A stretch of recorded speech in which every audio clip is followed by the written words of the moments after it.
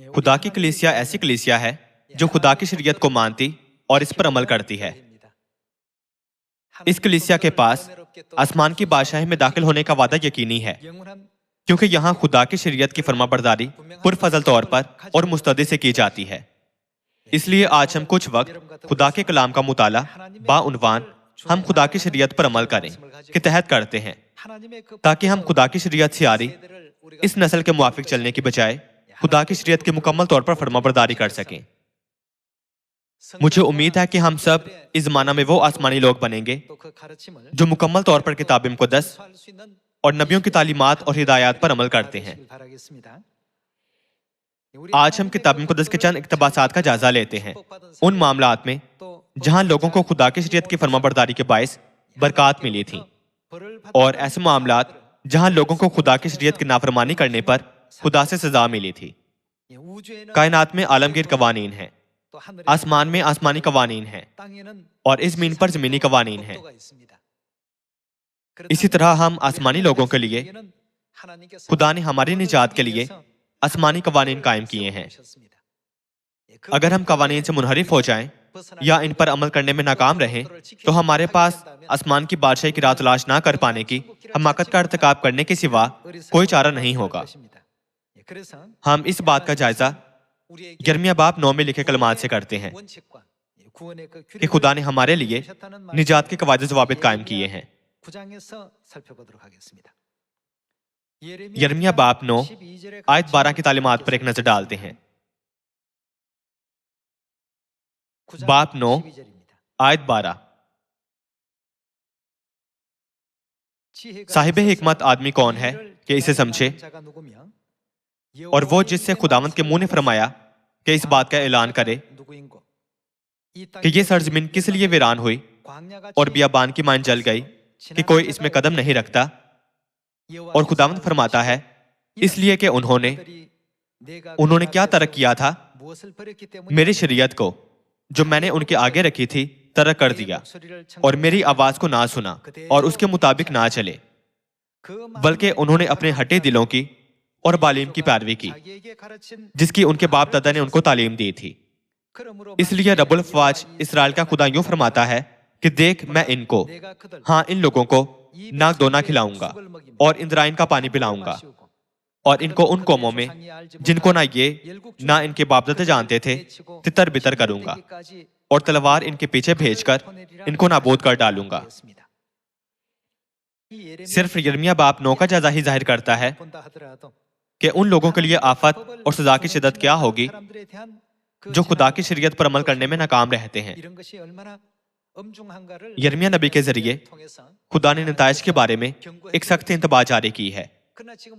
ताहम आजकल दुनिया में बेशुमार कलीसियाएं मुकम्मल तौर पर खुदा के अहद, फरमानो ज़वाबित और शरीयत को नजरअंदाज कर देती हैं। बिलाशुबा आसमान पर एक अहद और शरीयत है जो खास तौर पर हमारी निजात के लिए मुकर्रर की गई है। गौर करें कि यिर्मयाह बाब 9 में क्या लिखा है। खुदा ने कहा, उन्होंने मेरी शरीयत को जो मैंने उनके सामने रखी थी तर्क कर दिया है। उन्होंने ना तो मेरी फर्माबरदारी की है ना मेरी शरीयत पर अमल किया है। देख, मैं तलवार उनके पीछे भेजकर उनको नाबूद कर डालूंगा। इसकी चंद मिसालें हम पुराने अहदनामा में देखते हैं। हम दूसरे तवारीख की तरफ जाते हैं। दूसरा तवारीख बाब 12 आयत 1। और यूं हुआ कि जब रोहबाम की सल्तनत मुस्तहकम हो गई और वो कवि बन गया, तो उसने और उसके साथ सारे इस्राएल ने उसने क्या किया, खुदावंद की शरीयत को तर्क किया। उसने खुदा के आईनो अहकाम की पैरवी नहीं की थी, लेकिन सल्तनत खुशहाल रही और उसके लातदाद सिपाही थे। जब सल्तनत एक ऐसी बेमिसाल ताकत में बढ़ गई जिसे आसपास के मुमालिक उकसाने की जरूरत नहीं कर सकते थे, तब सुलेमान बादशाह के बेटे रहबाम ने खुदा की शरीयत को तर्क कर दिया। उसके साथ सारे इस्राएल ने खुदावंद की शरीयत को तर्क किया। बादशाह को ऐसा करते देखकर लोगों ने भी उसके कामों की मुशाबहत की। आयत 2। और रहबाम बादशाह के 5वें वर्ष में ऐसा हुआ कि मिस्र का बादशाह सीसक यरूशलेम पर चढ़ आया, इसलिए कि उन्होंने खुदावंद के हुक्म अदूली की थी। जब उन्होंने खुदा के अहकाम को तर्क किया तो बदकिस्मती के वाकयात रूनुमा हुए। आयत 3, और उसके साथ 1200 रथ और 60,000 सवार थे, और लुब्बी और सूकी और कुशी लोग जो उसके साथ मिस्र से आए थे बेशुमार थे। और उसने यहूदा के फसीलदार शहर ले लिए और यरूशलेम तक आया। तब समया नबी रहोबाम के और यहूदा के उमरा के पास, जो सिसा के डर के मारे यरूशलेम में जमा हो गए थे, आया और उनसे कहा, खुदावंद यूं फरमाता है कि तुमने मुझको तर्क किया। बाब 12 आयत 1 में यह लिखा है कि उसने और उसके साथ सारे इस्राएल ने खुदा की शरीयत को तर्क किया। ताहम आयत 5 में खुदा इस सूरत हाल को नबी के जरिए कैसे बयान करते हैं? खुदा ने कहा, तुमने मुझको तर्क किया। दूसरे अल्फाज में खुदा की शरीयत को तर्क करना खुदा के कलाम को तर्क करना है। मजीद बना, खुदा के कलाम को तर्क करने का मतलब किसको तर्क कर देना है? यह खुदा को तर्क करने का अमल है। आयत 5 दोबारा देखते हैं। तब समया नबी रहोबाम के और यहूदा के उमरा के पास, जो सिसा के डर के मारे यरूशलेम में जमा हो गए थे, आया और उनसे कहा, खुदावंद यूं फरमाता है कि तुमने मुझको तर्क किया, इसलिए मैंने भी तुमको सिसा के हाथ में छोड़ दिया है। तब इस्राएल के उमरा ने और बादशाह ने अपने को खाकसार बनाया और कहा कि खुदावंद सादिक है। जब खुदावंद ने देखा कि उन्होंने अपने को खाकसार बनाया तो खुदावंद का कलाम समया पर नाजिल हुआ कि उन्होंने अपने को खाकसार बनाया है, सो मैं उनको हलाक नहीं करूंगा बल्कि उनको कुछ रिहाई दूंगा, और मेरा गजब सिसा के हाथ से यरूशलेम पर नाजिल ना होगा, तो भी वो उसके खादिम होंगे, ताकि वो मेरी खिदमत को और मुल्क मुल्क की सल्तनतों की खिदमत को जान लें। जैसा कि ये लिखा है कि जब लोग खुदा की शरीयत को तर्क कर देते थे तो उसके फौरन बाद नागुज़िर तौर पर मुश्किलात, तकलीफें और आफतें उनके पीछे पड़ जाती थीं। ये खुदा के लोगों के लिए पहले से मुकर्रर था। आज से चाहे में हमारे तमाम खानदानी अरकान को जो आसमान की उम्मीद के साथ निजात की जानिब चल रहे हैं, अपने आप से पूछना चाहिए कि क्या खुदा के कलाम का कोई पहलू है जिसे मैं नजरअंदाज कर रहा हूं? क्या कुछ ऐसा है जिसकी मुझ में कमी है? अगर आप इन बातों को दुरुस्त कर लें तो खुदा आपको फौरन बरकत देंगे। ये हमारे खुदा का वादा है, एक ऐसा वादा जो लोगों के वादे से मुख्तलिफ है। आए मलाकी बाब 3 खोलकर खुदा की बख्शी बरकत पर एक नजर डालते हैं। मलाकी बाब 3 आयत 7 से देखते हैं। तुम अपने बाप दादा के अयाम से मेरे आयन से मुनहरिफ रहे और उनको नहीं माना।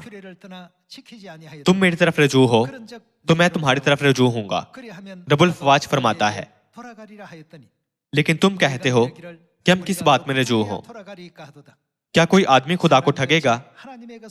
पर तुम मुझको ठगते हो और कहते हो, हमने किस बात में तुझे ठगा?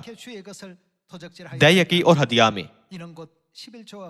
बस तुम सख्त मलून हुए क्योंकि तुमने बल्कि तमाम कौम ने मुझे ठगा। पूरी दैयकी ज़खीरा खाना में लाओ ताकि मेरे घर में खुराक हो और इसी से मेरा इम्तिहान करो। रब्बुल फाज फरमाता है कि मैं तुम पर आसमान के दृश्यों को खोलकर बरकत बरसाता हूं कि नहीं, यहां तक कि तुम्हारे पास उसके लिए जगह ना रहे। खुदा ने दैयकी का ज़ाब्ता क्यों कायम किया था? आखिर में खुदा हमें बरकत देना चाहते हैं। खुदा हमेशा हमें इस इरादे से अपने अहकाम देते हैं, ना कि अपने लिए। खुदा अपने जाती फायदे के लिए हमें ये कहते हुए हुक्म नहीं देते कि ये करो या वो करो। खुदा हमें बरकत देना चाहते हैं। खरूज बाब 20 आयत 8 की तरफ जाते हैं। याद करके तू सब्बत का दिन पाक मानना। सब्बत के दिन का जायजा लेने के लिए आयत 11 की तरफ जाते हैं। क्योंकि खुदावन ने 6 दिन में आसमान और जमीन और समुंदर और जो कुछ उनमें है वो सब बनाया और 7वें दिन आराम किया। इसलिए खुदावन ने उन्होंने किसे बरकत दी थी? सब्बत के दिन को बरकत दी और उसे मुकद्दस ठहराया। आप सब, क्या खुदा ने हम पर बरकत बख्शने के लिए दैयकी का ज़ाब्ता कायम नहीं किया था? نیز جیسا کہ ہم خروج باب 20 سے دیکھ سکتے ہیں، کیا سبت کا دن خدا کا فرمان، آئین اور شریعت نہیں ہے جسے خدا نے ہمیں برکات دینے کے لیے قائم کیا تھا؟ کچھ لوگ خدا کی شریعت کو ترک کر دیتے ہیں، کچھ لوگ آسانی سے اس کی خلاف ورزی کرتے ہیں اور اسے کوئی بڑی بات نہیں سمجھتے، تاہم اس کا نتیجہ ناگزیر طور پر سامنے آئے گا۔ ایک قوم کے لیے یہ ایک مہلک دھچکا ہو سکتا ہے اور ایک خاندان کے لیے یہ بڑی مشکلات کو جنم دے سکتا ہے۔ ہولناک نتیجہ ناگزیر ہے۔ اس کی وجہ دوسرے تواریخ باب 12 آیت 1 میں بیان کی گئی ہے۔ جب انہوں نے خدا کی شریعت کو ترک کیا تو خدا نے کہا کہ یہ شریعت نہیں تھی جسے انہوں نے ترک کیا، بلکہ خدا تھا۔ سادہ الفاظ میں کہیں تو انہوں نے خدا کے تحفظ کے ہاتھ اور ان کے برکات کے ہاتھ دونوں کو ترک کر دیا تھا۔ نتیجے کے طور پر سلطنت پر دیگر ممالک نے حملے کیے اور لوگ غیر ملکوں میں غلام اور اسیر ہو گئے۔ انہوں نے مرتے دم تک غلامی کی زندگی گزاری۔ اس بات کو پہلے اور دوسرے سلاطین اور دوسرے تواریخ سے کافی حد تک سمجھا اور اس کی توثیق کی جا سکتی ہے۔ جب آپ کوریا کی تاریخ پر نظر ڈالیں تو کیا آپ نے نہیں سنا کہ ایک ولی عہد جو بادشاہ کے وارث ہوتا تھا اسے سخت مطالعہ کرنا پڑتا تھا؟ بہت سے مضامین میں سے جن کا وہ مطالعہ کرتے تھے تاریخ پر خاصا زور دیا جاتا تھا۔ اس کی وجہ یہ ہے کہ تاریخ ہمیں زندگی کی اس حکمت سے بیدار کرتی ہے جس کا ہم نے براہ راست تجربہ نہیں کیا ہوتا۔ یہ دوسروں کے بیانات سے حاصل کیے گئے زندگی کے انمول سبق سکھاتی ہے۔ رومیو باب 15 کے مطابق جتنی باتیں پہلے لکھی گئیں وہ ہماری تعلیم کے لیے لکھی گئیں۔ آج دوسرے تواریخ باب 12 میں لکھی رہوبام کی کہانی سے ہم مکمل طور پر سمجھ سکتے ہیں کہ ہمیں خدا کی شریعت کی کتنی قدر کرنی چاہیے۔ جب انہوں نے شریعت کو ترک کیا تو خدا نے کہا تم نے مجھ کو ترک کیا۔ اس لیے جب مصر کے بادشاہ سیسک نے اسرائیل پر حملہ کیا تو بھی خدا کی طرف سے کوئی تحفظ نہیں تھا۔ خدا پہلے ہی اسرائیل سے جدا ہو چکے تھے، اس لیے وہ آخرکار مغلوب ہو گئے اور مصر میں غلام بن گئے، جس کا نتیجہ یہ المناک صورتحال تھی جہاں بہت سے لوگ اپنی جان سے ہاتھ دھو بیٹھے۔ آیت 14 پر ایک نظر ڈالتے ہیں۔ آیت 14 میں یہ لکھا ہے کہ اور اس نے بدی کی کیونکہ اس نے خداوند کی تلاش میں اپنا دل نہ لگایا۔ اس نے شریعت کو ترک کیا اور اس کا دل خدا سے پھر گیا۔ اس لیے کتاب مقدس میں درج ہے کہ اس نے بدی کی کیونکہ اس نے خدا کی تلاش میں اپنا دل نہ لگایا۔ آیت 15 سے جاری رکھتے ہیں۔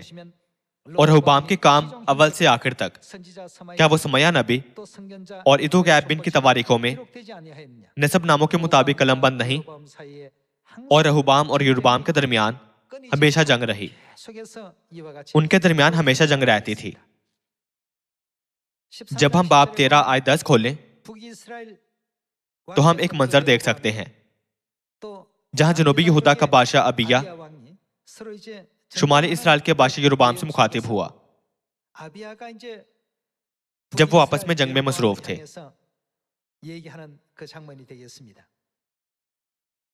باب 13 کی طرف جاتے ہیں۔ باب 13 آیت 10 دیکھتے ہیں۔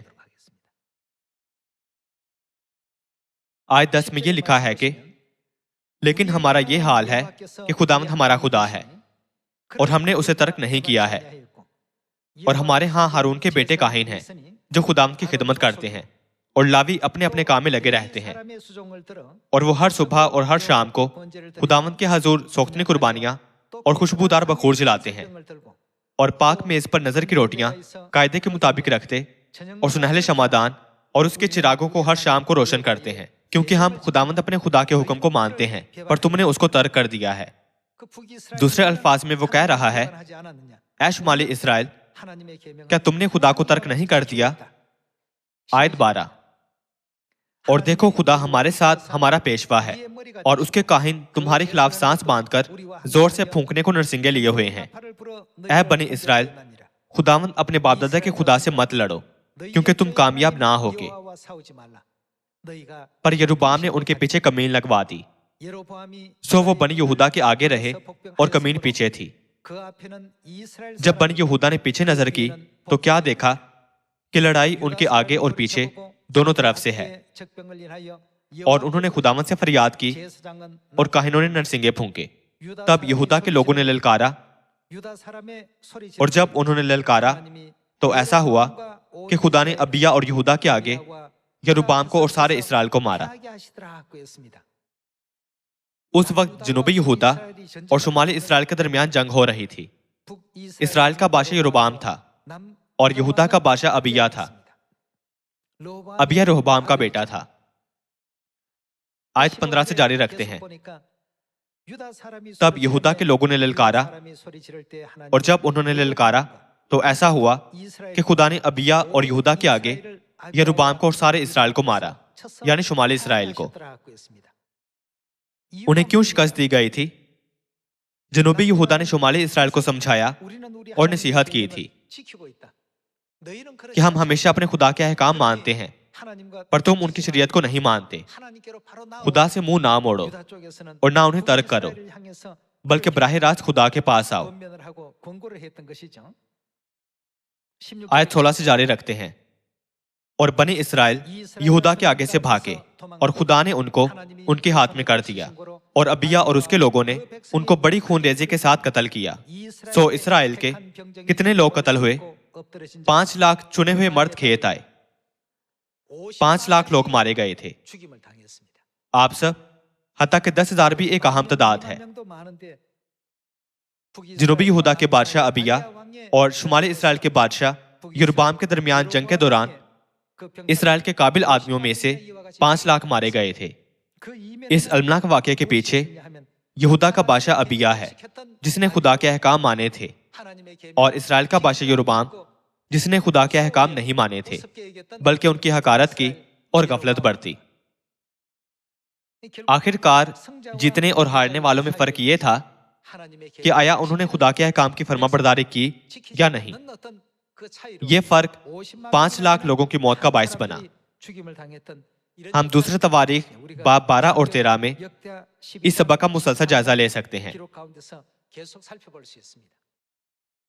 बस ये जिस्मानी जंग आने वाली बड़ी रूहानी जंग की पेशनगोई करते हुए एक अक्स के तौर पर काम करती है। ये आखिरी बड़ी रूहानी जंग खुदा और शैतान और उसके पैरोकार के दरमियान होगी, जो खुदा के लोग नहीं हैं। इस जंग में भी खुदा ने अपने अहकाम की अहमियत पर जोर दिया है। हम काशफा बाब 12 पर एक नजर डालते हैं। हम काशफा बाब 12 आयत 13 से खुदा के कलाम का जायजा लेते हैं।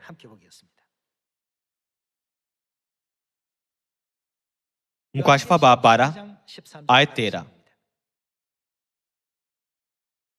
और जब अजदहा ने देखा कि मैं जमीन पर गिरा दिया गया हूं, तो उस औरत को सताया जो बेटा जनी थी, और उस औरत को बड़े उकाब के 2 पर दिए गए, ताकि शाम के सामने से उड़कर बियाबान में अपने उस जगह पहुंच जाए जहां एक जमाना और जमानों और आधे जमाने तक उसकी परवरिश की जाएगी। और सांप ने उस औरत के पीछे अपने मुंह से नदी की तरह पानी बहाया, ताकि उसको इस नदी से बहा दे। मगर जमीन ने उस औरत की मदद की और अपना मुंह खोलकर उस नदी को पी लिया जो अजदहा ने अपने मुंह से बहाई थी। और अजदहा को औरत पर गुस्सा आया, और उसकी बाकी औलाद से जो किस पर अमल करती है, खुदा के हुक्मों पर अमल करती है और यीशु की गवाही देने पर कायम है, लड़ने को गया और समुद्र की रेत पर जा खड़ा हुआ। यहां तक कि अगर अजदहा समुद्र की रेत से भी बड़ी चीज पर खड़ा होता, तो क्या वो खुदा के अहकाम मानने वालों को शिकस्त दे सकता था? माजी के तमाम नबियों की तालीमात और सारी किताब मुक़द्दस की तालीमात में से खुदा ने हमेशा उन लोगों का साथ दिया है जो उनके अहकाम पर अमल करते हैं और उन्हें फतह का जलाल बख्शते हैं। सारी तारीख में खुदा के अहकाम मानने वाले भी थे और ना मानने वाले भी। मुकाशफा बाब 12 में बयान की गई आखिरी जंग में खुदा के अहकाम मानने वाले औरत की बाकी औलाद है और खुदा के अहकाम ना मानने वाले शैतान के पैरोकार हैं। अगरचे शैतान के पैरोकार साहिल समुद्र की रेत की तरह लातदाद होने पर फख्र करें, मगर इसकी कोई अहमियत नहीं है। क्या ये सच नहीं है? खुदा इस जमीन को डोल में पानी की एक बूंद के तौर पर गर्दानते हैं। मेहरबानी से कायनात में सितारों को देखें और वसी कायनात पर गौर करें। खुदा जो इस जहान पर हुक्मरानी करते हैं हमेशा उन लोगों के साथ रहे हैं जो फर्माबरदारी और तुमदही से फजल के साथ उनके अहकाम पर अमल करते हैं। खुदा हमें दूसरे तवारीख बाब 12 और 13 और मुकाशफा बाब 12 आयत 13 के अल्फाज से इस बात का यकीन दिलाते हैं। इन इक्तबासात के जरिए खुदा हमें बार बार इस सच्चाई की तस्दीक करवाते हैं। हम इस्तिस्ना बाब 8 की तरफ जाते हैं। हर बड़ी रूहानी जंग में हमें हमेशा खुदा की शरीयत पर अमल करना चाहिए और उनकी मर्जी और तालीमात के मुताबिक उनके साथ चलना चाहिए। हमें हरगिज नहीं भूलना चाहिए कि खुदा लोगों को रूहानी फतह का जलाल मुसलसल बख्शते हैं जो उनकी हिदायत के मुताबिक वफादारी से जिंदगी गुजारते हैं। आए इस्तिस्ना बाब 8 आयत 1 से देखते हैं। इस्तिस्ना बाब 8 आयत 1 में यह लिखा है कि सब हुक्मों पर जो आज के दिन मैं तुझको देता हूं तुम एहतियात करके अमल करना ताकि तुम जीते और बढ़ते रहो, और जिस मुल्क की बाबत खुदावन ने तुम्हारे बाप दादा से कसम खाई है तुम उसमें जाकर उस पर कब्जा करो, और तू उस सारे तरीको याद रखना जिस पर इन 40 बरसों में खुदावन तेरे खुदा ने तुझको इस बियाबान में चलाया, ताकि वो तुझको आजिज करके आजमाए और तेरे दिल की बात दरियाफ्त करे कि तू उसके हुक्मों को मानेगा या नहीं। खुदा ने इसराइलियों को अपने अहकाम, कवानीन और शरीयत बख्शी थी जब वो बियाबान में जिंदगी गुजार रहे थे। ये लिखा है कि ये उनके दिल की बात दरियाफ्त करने के लिए था कि वो खुदा के अहकाम मानेंगे या नहीं। आयत 3 से देखते हैं। और उसने तुझको आजिज किया भी और तुझको भूखा होने दिया, और वो मन जिसे ना तू ना तेरे बाप दादा जानते थे तुझको खिलाया, ताकि तुझको सिखाए कि इंसान सिर्फ रोटी ही से जीता नहीं रहता बल्कि हम किससे जीते रहते हैं, हर बात से जो खुदावंद के मुंह से निकलती है वो जीता रहता है। आयत 4 देखते हैं। इन 40 बरसों में ना तो तेरे तन पर तेरे कपड़े पुराने हुए और ना तेरे पांव सूजे, और तू अपने दिल में ख्याल रखना कि जिस तरह आदमी अपने बेटे को तंबी करता है वैसे ही खुदावंद तेरा खुदा तुझको तंबी करता है। इसलिए हमें क्या करना चाहिए? सो तू खुदावंद अपने खुदा की राहों पर चलने और उसका खौफ मानने के लिए उसके हुक्मों पर अमल करना। जब हम उनकी तालीमात पर अमल करते हैं तो खुदा बिल आखिर हम पर बरकत नाजिल करेंगे। आयत 16 की तरफ जाते हैं। आयत 16 में यह लिखा है कि और तुझको बियाबान में वो मन खिलाया जिसे तेरे बाप दादा जानते भी ना थे, ताकि तुझको आजिज करे और तेरी आजमाइश करके आखिर में तेरा भला करे। हर काम जो खुदा हमारे लिए करते हैं और हमें हुक्म देते हैं उनके पीछे हमेशा हमें बरकत देने की खुदा की गहरी मर्जी होती है। ताहम अगर हम उनके पीछे छुपी बरकत को नहीं समझते और खुदा के कलाम की फर्माबरदारी करने में नाकाम रहते हैं तो हम नागुज़ीर तौर पर उन बरकत को गंवा देंगे। क्या हमें इससे आगाह नहीं होना चाहिए? आसमानी फर्जंदों के तौर पर हमें हमेशा खुदा की तालीमात की पैरवी करनी चाहिए, चाहे खुदा हमें कुछ भी करने का हुक्म दे या जिस पर खुदा हमें अमल करने को कहते हैं। आए इस्तिस्ना बाब 28 देखते हैं। इस्तिस्ना बाब 28 आयत 1। और अगर तू खुदावंद अपने खुदा की बात को जांफशानी से मानकर उसके इन सब हुक्मों पर जो आज के दिन मैं तुझको देता हूं एहतियात से अमल करे तो खुदा क्या करेंगे? तो खुदावंद तेरा खुदा दुनिया की सब कौमों से ज्यादा तुझको सरफराज करेगा। आप सब क्या आप इस कलाम पर यकीन रखते हैं? आप फिलहाल दुनिया की बेहतरीन कलीसिया में जा रहे हैं। आप इस पर बहुत फख्र कर सकते हैं। ऐसा क्यों है? किसने ये वादा किया था? ये हमारे खुदा हैं जिन्होंने ये वादा किया था। अगरचे लोगों की बातें हमेशा सच नहीं होती, लेकिन खुदा के वादे यकीनन पूरे होंगे।